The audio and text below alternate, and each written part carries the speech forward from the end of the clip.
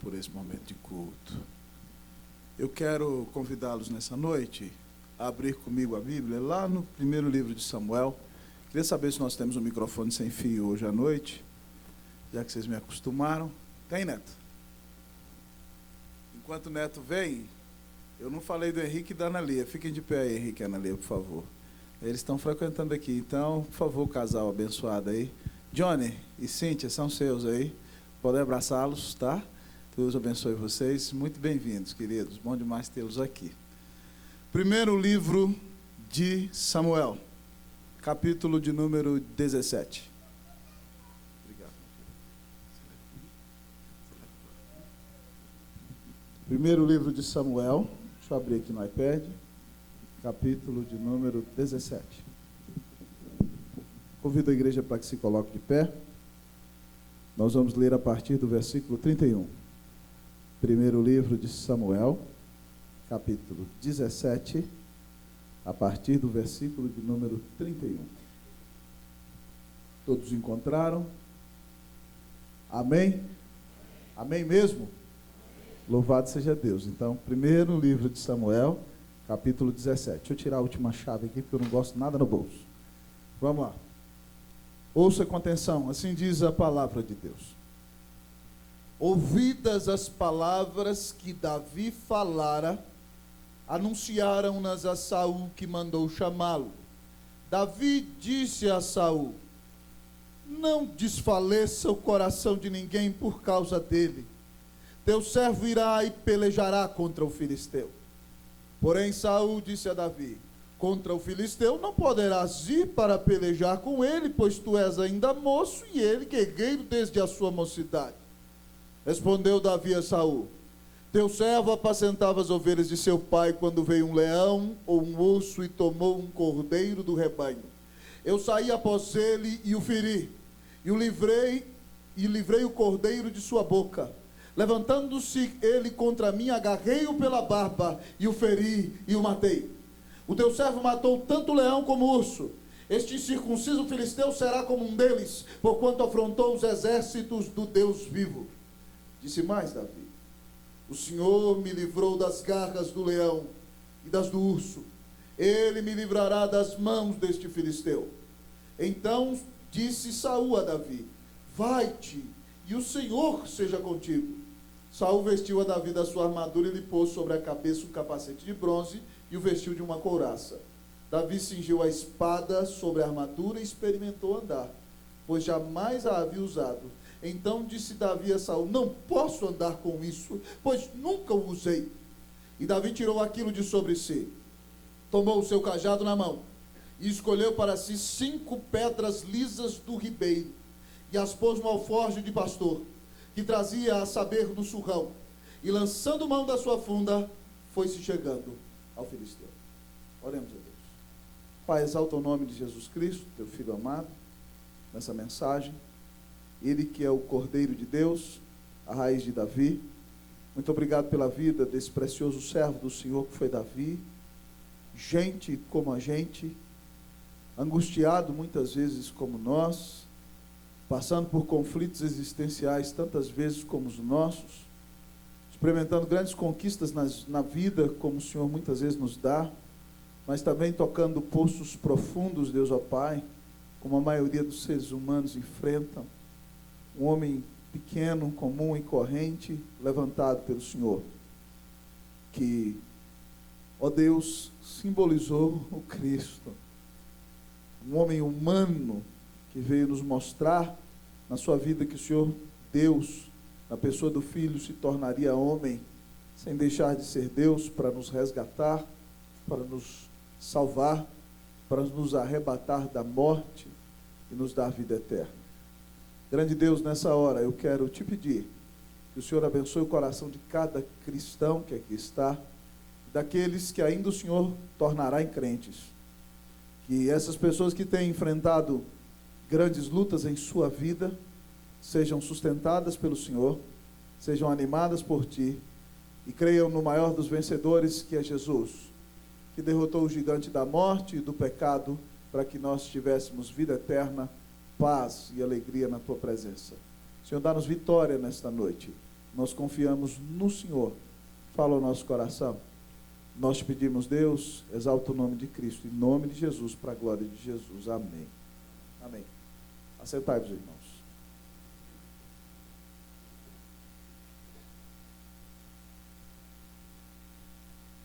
Para todos os que estão entrando, há lugar aqui no meio ainda, na segunda fileira, também há lugar. Podemos todos assentar-nos para ouvirmos a mensagem.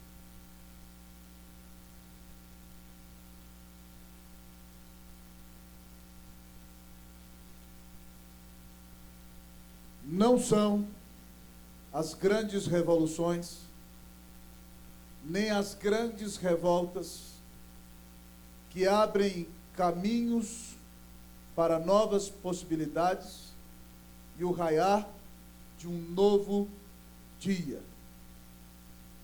Mas sim são os corações de pessoas apaixonadas, totalmente entregues nas mãos de Deus.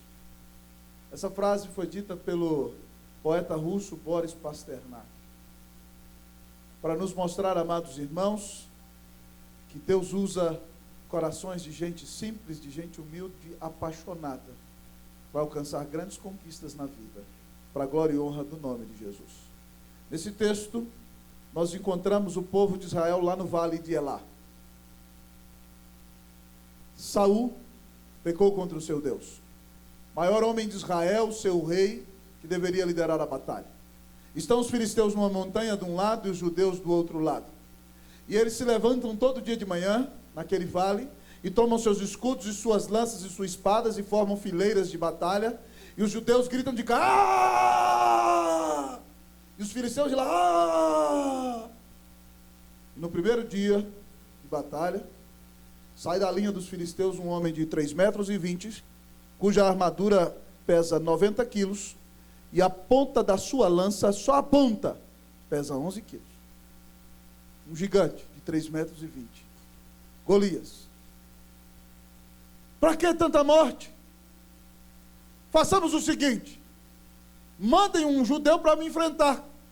Se ele me vencer, seremos servos de vocês. Mas se eu vencê-lo, vocês serão nossos servos, filisteus. E, amados irmãos, a Bíblia diz que os judeus olham para ele e saem correndo desesperados. Todos estão assustados.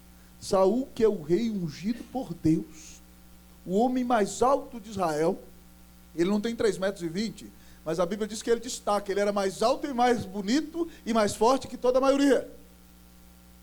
Saul já não confia em Deus e não tem coragem de enfrentar o gigante. Ele deveria ir.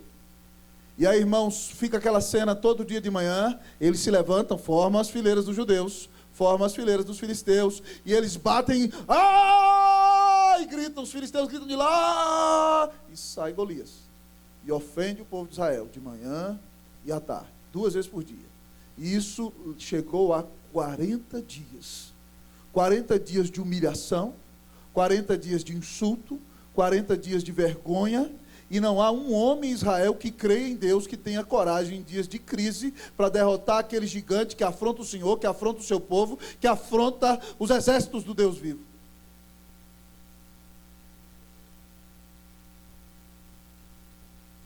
E Deus levanta um menino, que tem menos de 20 anos de idade, que o pai manda levar comida para os irmãos na linha de batalha e saber se os irmãos estão vivos, para chegar ali e ficar com o coração totalmente indignado com aquela afronta ao nome do Senhor.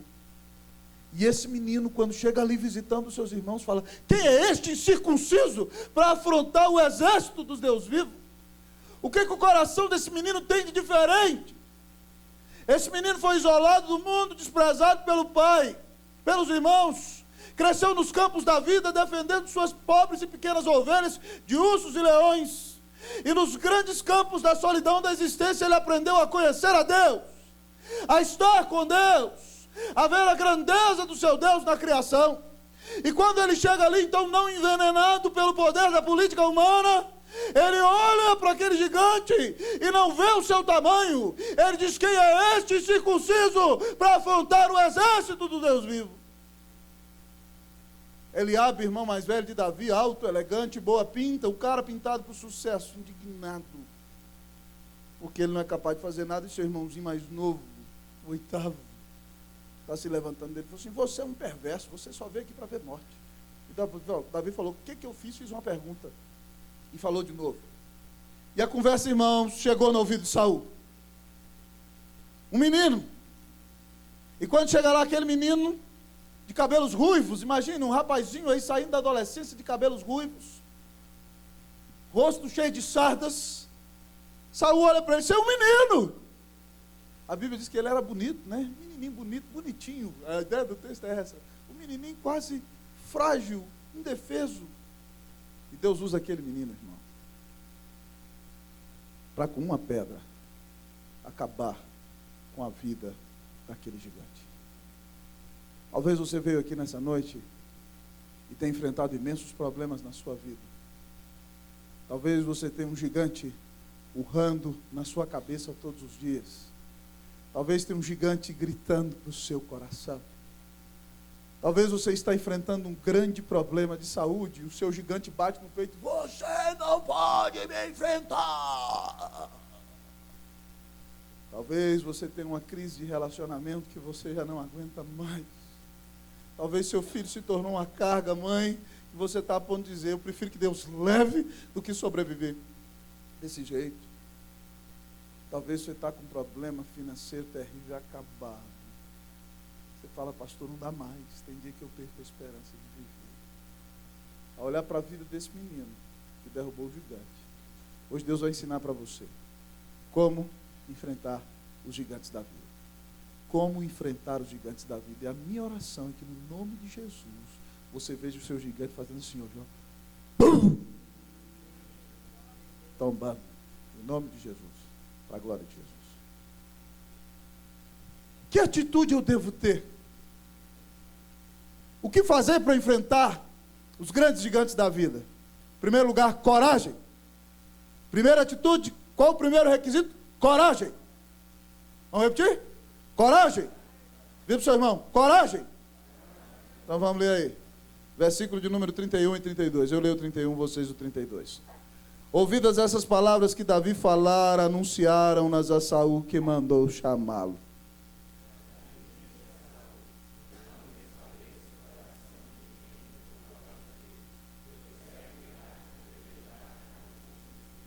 Para a depressão. Os homens de Israel podem perder a sua vergonha. Eles já não precisam mais ficar cabisbaixos. Eles já não precisam mais desfalecer.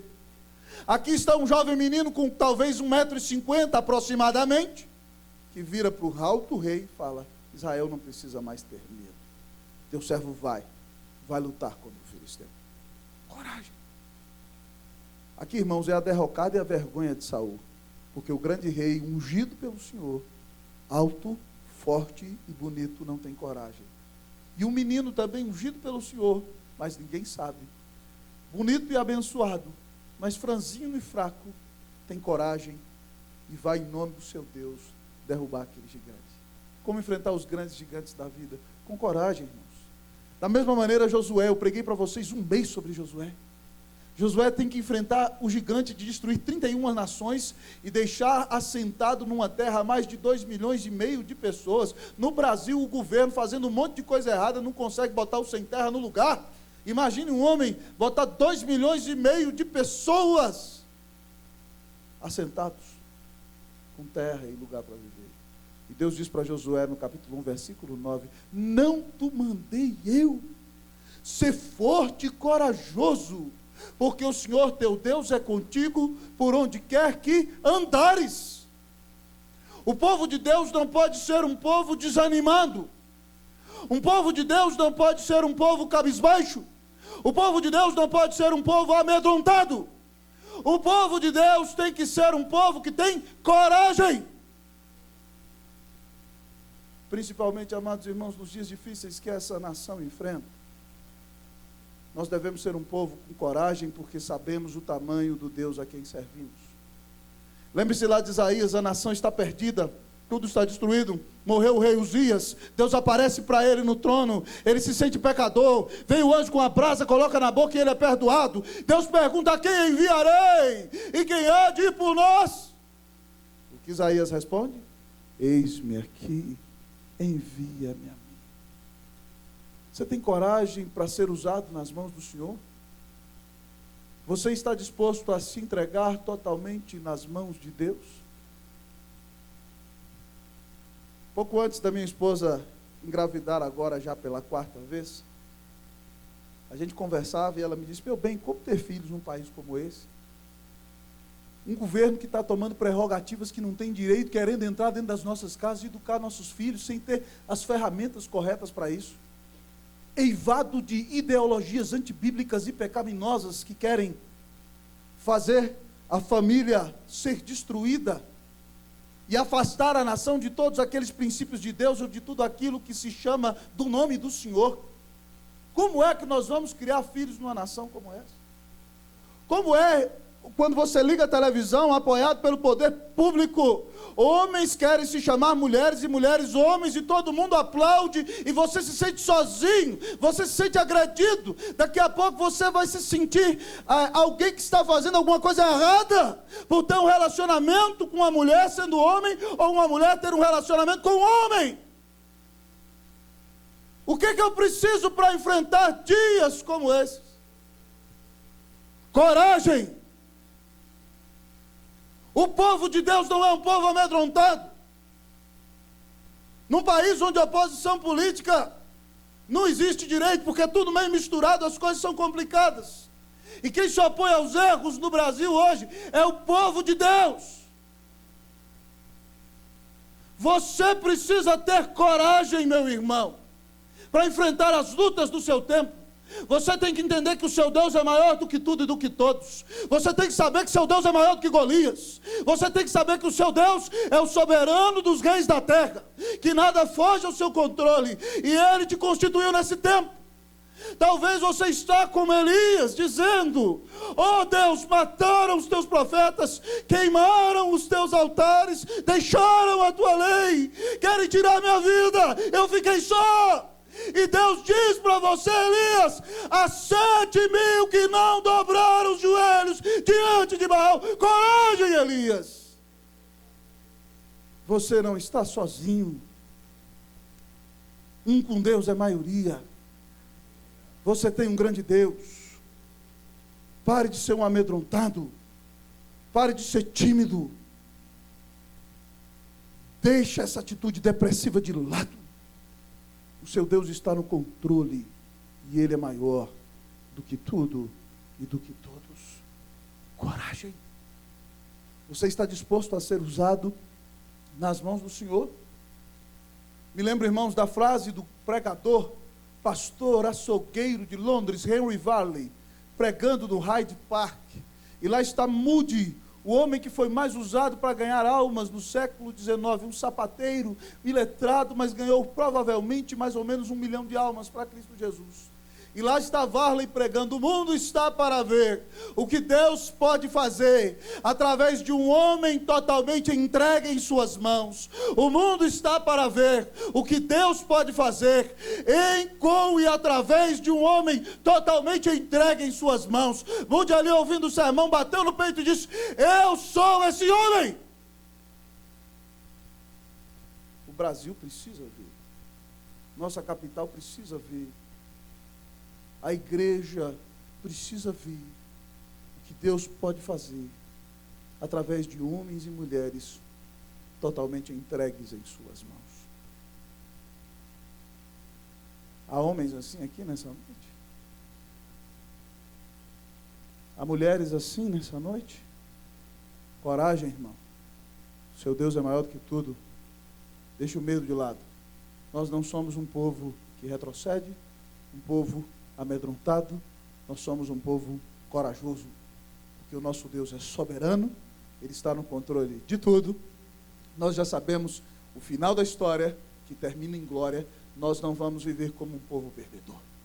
Nós somos filhos do Rei dos Reis, comprados pelo sangue do Cordeiro, lavados pelo seu sangue, redimidos por sua obra na cruz. Nós pertencemos ao Senhor. Coragem, João! Coragem, Maria. Deus está com você. Ele não vai te abandonar. Como vencer os gigantes da vida? Com Diga para o seu irmão, coragem. Fala, coragem, José. Coragem, Maria. Deus te abençoe. Em nome de Jesus. Amém. O que fazer? O tema é como enfrentar os gigantes da vida. Mas então, o que fazer? Primeiro, ter coragem. Mas qual é o outro requisito para enfrentar os gigantes da vida? Primeiro, coragem. Segundo, experiência. Experiência. Vamos ler aí o versículo 32 até o versículo de número 35. 32 a 35. Eu vou ler o 32, vocês o 33, eu o 34 e vocês o 35. Davi disse a Saul: não desfaleça o coração de ninguém por causa dele. Teu servo irá e pelejará contra o filisteu.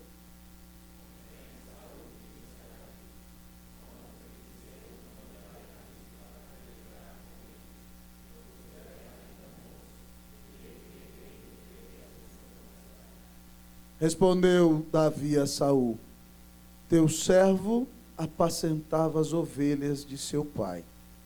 Quando veio um leão ou um urso e tomou um cordeiro do rebanho, eu saí após ele e o feri e livrei o cordeiro da sua boca. Levantando-se ele contra mim, agarrei-o pela barba e o feri e o matei. Pode ler o 36, queridão, vai lá. O teu servo.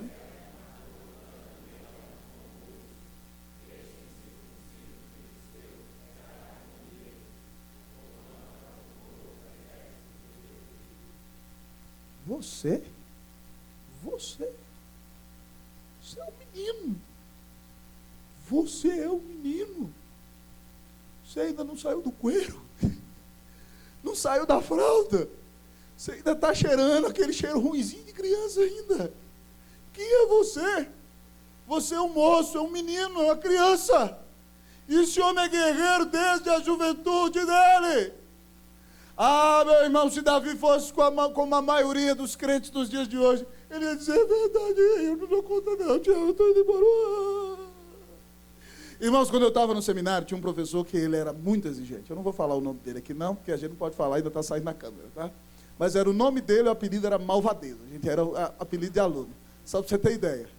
E tinha um colega que é um grande teólogo hoje, respeitado no Brasil, que desenhou esse professor, com um seminarista na mão. Ele era professor da crítica de português do sermão. E aí ele, então, com o seminarista partindo no meio, certo? E aí o teólogo botou assim, pregadores nas mãos, vamos botar o nome, de um João irado, né? Porque tem o sermão de Jonathan Edwards, pecadores nas mãos de um Deus irado. E ele era duro, e ele dava aula para a gente de exegese do Antigo Testamento. A gente tem que fazer um trabalho no hebraico científico, é bem complicado. Para você fazer direito, leva no mínimo um mês fazendo todo dia. No mínimo. Para fazer com excelência, 2.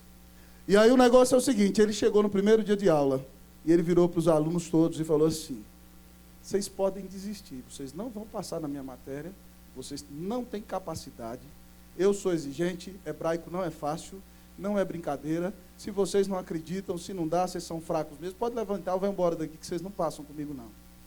Sabe o que aconteceu? 5 levantaram e foram embora. E desistiram da matéria. Eu falei, eu vou tirar nota boa com esse cara. Ele vai ver, para ele largar de ser besta. Mas, meu irmão, tem gente que vê o problema e corre, e foge. É verdade, eu não aguento não, o cara já sai perdendo. Já é perdedor de vocação. Imagine se Davi fosse como aqueles seminaristas que desistiram e foram embora e não quiseram nem fazer a matéria com o professor. Mas Davi não faz assim, irmãos. Ele olha para Saul, eu sou um menino, é verdade. Mas desde pequenininho eu estou cuidando lá nos desertos, nos campos das ovelhas de papai.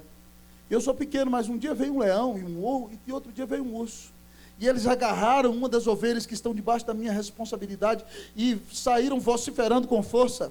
Então eu tomei, eu não sei se ele usou a vara, irmãos, a funda, mas eu peguei e feri aquele bicho. E na hora que eu feri tanto o leão como o urso, eles largaram a ovelha e vieram para cima de mim.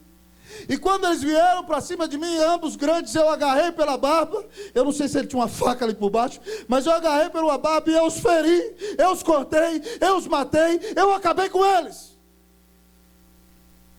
E eu quero dizer para o senhor, rei, que o mesmo Deus que me livrou do urso e do leão vai me usar para acabar com esse incircunciso. Davi tem experiência com Deus, amados irmãos. Davi é menino, mas Davi já caminha com Deus há um tempo. Tem gente que é velho e não percebe a mão soberana de Deus na sua vida, mas Davi é menino e tem experiência com Deus. Davi, irmãos, pinta na sua vida claramente aquilo que o apóstolo Paulo ensina para nós em Romanos 5, quando ele diz que nós somos justificados pela fé e temos paz para com Deus por intermédio de nosso Senhor Jesus Cristo. Ele diz que nós nos gloriamos da esperança da glória de Deus, mas também ele diz que nós nos gloriamos nas nossas tribulações. Para o crente, tribulação é glória, é isso que Paulo está dizendo. Para o crente, tribulação é bênção. Para o crente, tribulação é hora de louvor. Para o crente, tribulação é onde ele mais brilha, para a glória e honra do nome de Jesus. Porque Paulo diz que a tribulação em nós produz perseverança. Se você é crente de verdade, está passando por tribulação, você não vai fugir da fé, você não vai abandonar o Senhor, você vai perseverar. E aí, quando você perseverar naquela luta, Paulo diz que você vai ter com Deus experiência. Você vai ter passado por grandes lutas, vai ver o cuidado do Senhor, vai ver o livramento do grande Deus da sua vida. E a Bíblia diz então que por ter experiência, você já vai ter visto o livramento de Deus, o seu coração vai se encher de esperança em Deus. E aí o texto diz para nós no versículo 5 de Romanos 5, ora a esperança não confunde, porque o amor de Deus é derramado em nossos corações, pelo Espírito Santo que nos foi outorgado. E aí ele vai falar mais uma vez do Evangelho, mas Deus prova o seu próprio amor para conosco, pelo fato de ter Cristo morrido por nós, sendo nós ainda pecadores. O que significa isso? Paulo está dizendo, se eu já tenho a experiência da salvação, se eu que caminhava para o inferno e vivia debaixo da ira de Deus, porque Cristo morreu na cruz por mim, eu fui redimido, eu fui perdoado, eu fui restaurado, eu fui comprado, eu fui lavado, eu sou reconciliado, vivo com Deus ao meu lado, da mão do Senhor não posso ser arrebatado. Eu sou salvo. Se eu sou salvo, que problema vai me resistir? Experiência não é regra de fé e prática, mas é bênção. Porque se você tem experiência da redenção e tem experimentado o cuidado e o sustento de Deus na sua vida em momentos difíceis, você não precisa ter medo dos gigantes que enfrenta. Você não precisa ter medo dos problemas que estão assolando a sua vida. Eles vão tombar, eles vão cair, porque você já tem experiência do livramento do Senhor. É por isso que Davi faz aquela poesia linda, irmãos, na qual pinta um quadro diante de nós, no Salmo 40. Ele diz, esperei esperando pelo Senhor. Em hebraico significa isso. Confiantemente, esperei confiantemente pelo Senhor, e Ele se inclinou para mim, e me ouviu quando clamei por socorro. E aí ele pinta um quadro dele afundando num poço de areia movediça, e quanto mais ele se debate, mais ele afunda, e ele espera e clama o Senhor, e o texto diz que então veio o Senhor, tirou-me de um poço de perdição, de um tremedal de lama, colocou meus pés sobre uma rocha, ele pinta uma montanha rochosa, e firmou meus passos. E depois desse livramento, e me expôs nos lábios um novo cântico. Eu comecei a adorar a Deus pela libertação. E me pôs nos lábios um novo cântico, um hino de louvor ao nosso Deus. Muitos verão essas coisas, essa experiência de livramento. Muitos verão essas coisas e confiarão no Senhor. Meu irmão, lembra lá, no passado, quando você enfrentou momentos difíceis? Quem cuidou de você? Aquele dia em que você teve aquela terrível enfermidade, que pensou que não ia sobreviver, quem cuidou de você? Naquele dia em que você viu seu pai e sua mãe partindo dessa vida, ou quando criança, viu seu pai abrindo a porta e dizendo, estou indo embora e estou abandonando vocês, quem cuidou de você? Naquele dia em que você foi enganado pelo seu melhor amigo, você fez um negócio e o cara te passou a perna. Quem sustentou você? Quem cuidou da sua vida? Davi pode enfrentar um gigante, porque ele tem experiência do livramento do Senhor. Oh, meu irmão, você pode enfrentar os seus gigantes, porque você tem experiência do livramento do Senhor. Deus é o Deus que cuida de você. Deus deu Jesus na cruz para te salvar. Preste atenção, Romanos 8,32 diz: aquele que não poupou o seu próprio filho, antes por nós o entregou, não nos dará graciosamente com ele todas as coisas? Deus tem cuidado de você. Deus tem te carregado no colo. Por que se abater? Por que se desanimar? Por que deprimir-se nessa situação? Será o Senhor incapaz de vencer os teus problemas? Deus cuida de você. Então olhe para trás, para as experiências que tem com Deus, e agradeça a Deus pelas bênçãos derramadas de maneira bendita e preciosa na sua vida. Você já foi livrado do urso e do leão. Como vencer os gigantes da vida? Com coragem, com a experiência que você já tem com Deus. Mas em terceiro lugar, o texto fala conosco nessa noite: como enfrentar os gigantes da vida. Coragem, experiência. Mas eu tenho que ter uma terceira atitude. E essa é a mais importante do texto. Fé. Como enfrentar os gigantes da vida? Com fé. Igreja cheia de vida. Como enfrentar os gigantes da vida? Vamos falar? Com fé.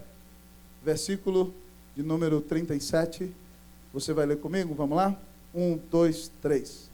Disse mais Davi: o Senhor me livrou das garras do leão e das garras do urso. Ele me livrará das mãos deste filisteu. Então disse Saul a Davi: vai-te, e o Senhor seja contigo. O Senhor que me livrou. O Senhor. Veja bem que a fé de Davi não é fé na fé. Veja bem que a fé de Davi, não, eu tenho fé que tudo vai dar certo, não é isso. Davi tem fé num grande Deus que libertou o seu povo da escravidão do Egito. Davi conhece a história da redenção. Davi sabe que Deus tem um pacto com o seu povo. Davi sabe que Deus tem uma promessa de conduzir o seu povo todos os dias. E Davi então tem a capacidade de dizer para o rei que está no poder, que tem a liderança do povo, mas é incrédulo. Davi diz para ele: o Senhor que me livrou das garras do urso e do leão, vai me livrar das mãos do filisteu. E Saul só pode dizer: vai-te. Mas Saul não confia em Deus, irmãos. Ele tem que dar um jeitinho no negócio. Então imagine lá Davi, Saul tem quase 2 metros, não é? Então imagine lá, Saul vem, coloca a armadura dele, o capacete de Davi, a espada, é uma das cenas mais cômicas que existe. Davi não consegue nem mexer. Vai Davi, vai Davi, vai.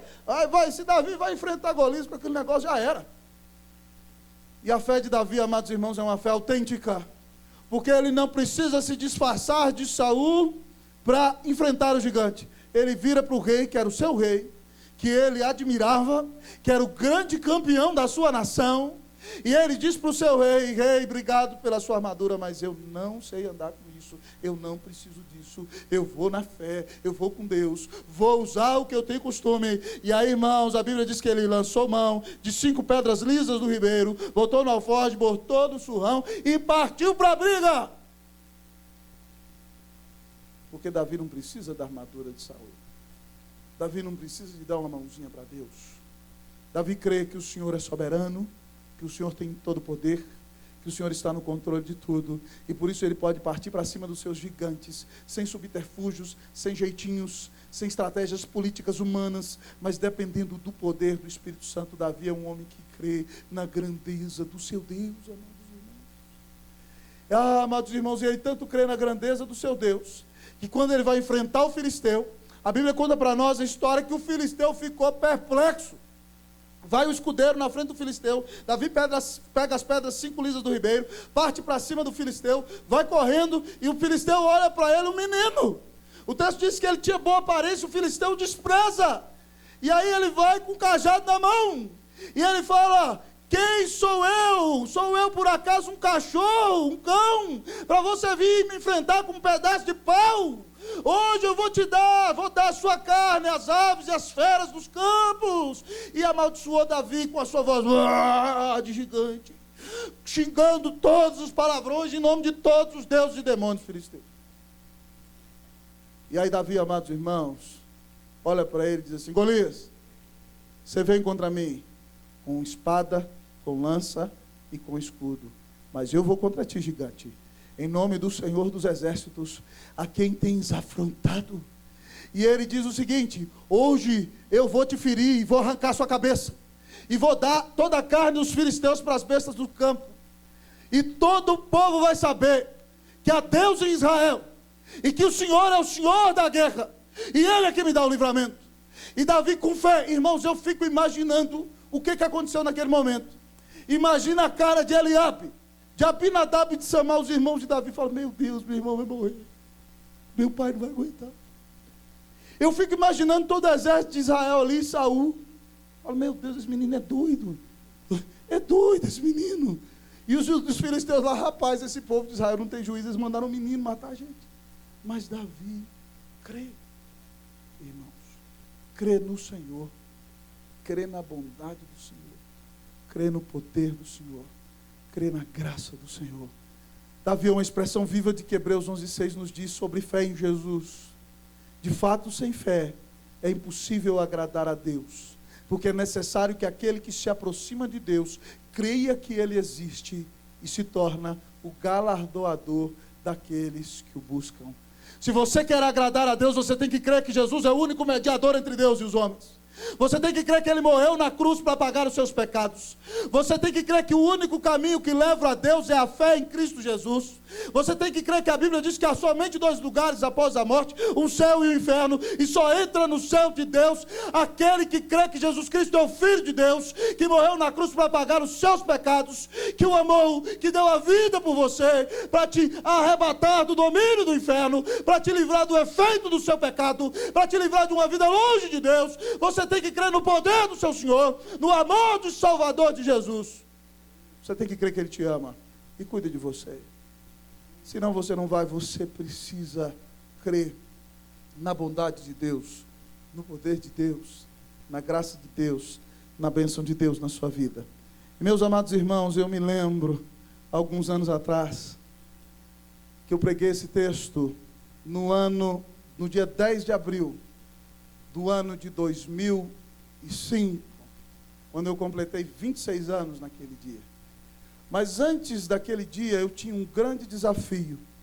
No dia 7 de abril, Deus me deu um dos maiores presentes da minha vida, que foi o nascimento do meu primogênito Davi. Ele nasceu no dia 7 de abril, lá na clínica presbiteriana Madre y Hijo de Santiago de Chile. E ele foi para casa, amados irmãos, no sábado. Nasceu na quinta. Meu carro estava quebrado, eu peguei o carro na sexta, no sábado de manhã estava pegando ele e a mãe. E eu falei para o doutor: será que não está tão cedo? E, amados irmãos, nós não tínhamos nem mãe, nem vó, nem sogra, nem tia, tínhamos eu e Cleusa. Primeira vez com o filho no braço, dia 9 de abril. E minha mulher arrebentada depois do parto, cansada, acabada. E esse garotinho ficava: ué, ué, ué, ué. Eu falo: meu Deus, e agora o que eu vou fazer? Hã? Como é que eu derrubo o gigante, Senhor? Hã? E eu peguei aquele menino, irmãos. E eu falei: Deus, eu creio no Senhor. Deus, se esse menino tiver doença aqui, o que eu vou fazer? Aquela primeira noite, irmãos, eu botava a mão no nariz dele cada 5 minutos. Será que ele está respirando? Será que ele está vivo? Deus tem misericórdia. E o negócio era complicado. E ele, ué. E eu chorava e apertava para ver se tinha cólica. E a mãe dava leite. E foi um chororô a vida inteira. Mas eu peguei aquele menino. Falei: você não vai ficar dormindo, não? Então eu falei o seguinte: eu vou contar para você uma história. E preguei para ele esse sermão de Davi e Golias. Que você está escutando nessa noite. Você não se lembra, filho? E pela fé em Cristo Jesus, Deus nos tem dado a graça de trazer esse menino na presença do Senhor. E eu rogo a Deus que Ele nunca se aparte dos caminhos dele. Mas às vezes nós temos grandes desafios na vida. E nós só podemos vencê-los quando cremos no amor, na bondade e no cuidado do nosso Deus. Querido amigo, se você que está nessa noite e não sabe se tombar hoje vai para o céu ou para o inferno, a Bíblia diz que se você crer no Senhor Jesus, você será salvo. Se você invocar o nome do Senhor Jesus, dizendo: Senhor, eu creio em Ti, a Bíblia diz que você vai ser salvo. E, querido irmão, se você está enfrentando grandes problemas, o seu Deus não esqueceu de você. Ele deu o Filho dele na cruz para te salvar. Ele já te deu o melhor que tinha. Então creia no amor do seu Deus, creia na bondade do seu Deus, Creia na soberania do seu Deus. O seu Deus está no controle de tudo. Esse problema que você está enfrentando é a melhor coisa que podia acontecer com você. Sabe por quê? Porque ele está no centro da vontade de Deus. E Deus está usando esse problema, essa luta, essa angústia que você está enfrentando para te quebrantar, para te humilhar, para trazer aos pés da cruz. Para fazer de você alguém mais parecido com Jesus. Então, meu irmão, minha irmã, creia. Creia na bondade, no cuidado, na soberania de Deus. Creia na palavra de Deus, que diz que todas as coisas cooperam para o bem daqueles que amam a Deus, daqueles que são chamados segundo o seu propósito. Creia no Senhor. Não viva amedrontado. Viva sabendo que o Deus que deu Jesus na cruz te ama, cuida de você, te carrega no colo e nunca jamais vai te abandonar. Viva pela fé, viva crendo, e os gigantes cairão diante de você. Então nós vemos a cena, ao ouvir os pontos da mensagem. Lá vai aquele menino. Eu lendo vários autores sobre o texto, um autor que tinha uma opinião interessante foi o Eugene Peterson, que traduziu a Bíblia Mensagem.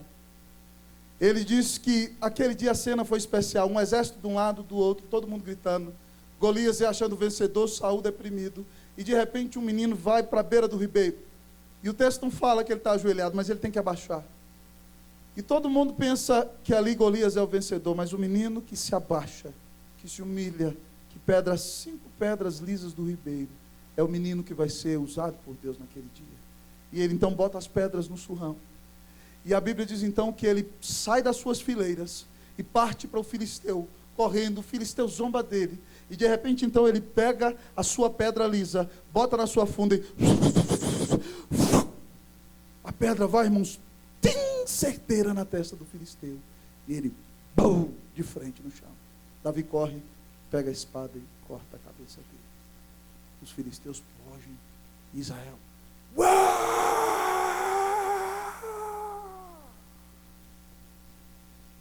quem luta as suas batalhas é o Senhor. Quem te dá vitória é o Senhor. Então abaixa a sua cabeça diante do ribeiro de água viva, que é o Espírito do Senhor, e pegue as pedras que o Senhor te der na mão e parta para cima do problema, crendo no Senhor e na sua palavra, e com coragem, tendo experiência com Deus, crendo em Cristo Jesus, o seu gigante vai fazer assim, ó. E você será vitorioso, em nome de Jesus. Que Deus te dê vitória sobre os gigantes que você tem enfrentado, em nome de Jesus, para a glória de Jesus. Amém. Oremos ao Senhor.